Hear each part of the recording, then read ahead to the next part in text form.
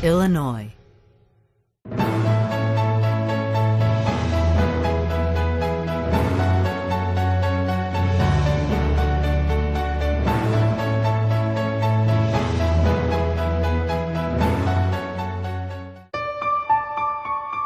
The speech program was originally part of the Department of Speech in the College of Liberal Arts and Sciences. And in 1938, Dr. Nelson decided to provide speech correction for a student. She actually started that in a former janitor's closet. We were able to get a proper clinic in the Taft House. We became the Department of Speech and Hearing Science in 1973, and we moved into this building in 1978.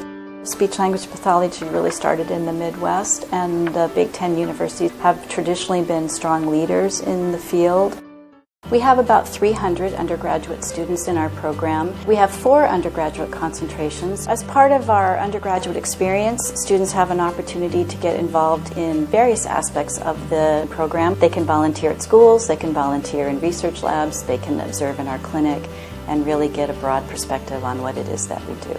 We have about 80 graduate students in our program right now, and we offer 3 different graduate degrees. 2 of them are really geared toward training students to become practicing clinicians. Those students take didactic coursework, and they also have clinical training where they are supervised by licensed certified speech-language pathologists or audiologists. We also have a PhD program. When students are looking for a PhD, what they're looking for is who they would like to work with. The person that they choose will then shape the research and projects that they do. We have expertise on our faculty in a variety of research areas. Their work is recognized nationally as cutting edge. One of the benefits of getting your PhD here is that you'll actually be studying with people who are shaping the field.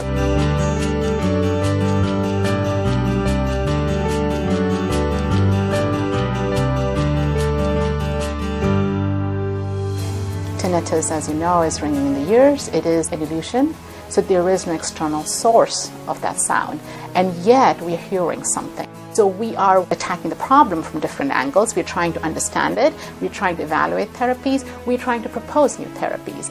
I didn't know much about the research process, so I was really kind of interested in knowing more about how that's done. I was recently awarded a research grant through the American Tinnitus Association. They give out student grants for the amount of $10,000 for you to find a roadmap to a cure. We chose to look at the correlation between hyperacusis and tinnitus. Hyperacusis is a reduced noise tolerance. We're hoping to find a link between the two and to see if it can lead to new ways to help people get some more relief. I've definitely begun to consider a research-based degree with my current degree, with perhaps a future PhD. I'm hoping that I can help others who really need it.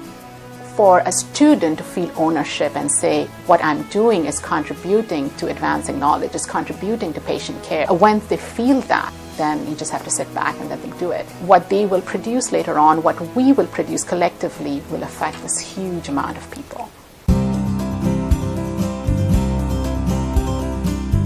Students also have an opportunity to observe in our speech and hearing clinics and to really see what happens when you are working as a speech-language pathologist or an audiologist.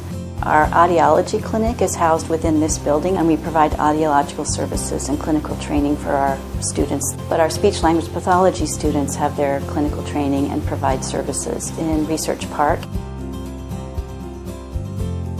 We have some programs where students are involved with community partners. They'll have an opportunity to engage in outreach. They'll be learning while providing meaningful clinical services to members of our Champaign and Urbana community. Students should consider coming to the Department of Speech and Hearing Science at Illinois because they'll have an opportunity to get a state-of-the-art education at a world-class institution. They will take courses with leaders in the field, and they'll have an opportunity to get involved in research. They'll develop really close relationships with faculty, with staff, and with their fellow students. They also get an opportunity to participate in community outreach engagements, so they're learning while providing service. The goal is to help people lead better lives, and in the process understand how the brain works. We are interested in both understanding mechanisms and in affecting clinical outcomes. You get very close, you get very well acquainted with the faculty here. I do get homesick pretty often, so it's nice to have a family here, so to speak. I've enjoyed my decision coming to ULI. It's been a very, very great experience. So I hope that students will consider coming to join us. We learn from them and they learn from us, and we'd love to have them take advantage of the wonderful opportunities we have to offer.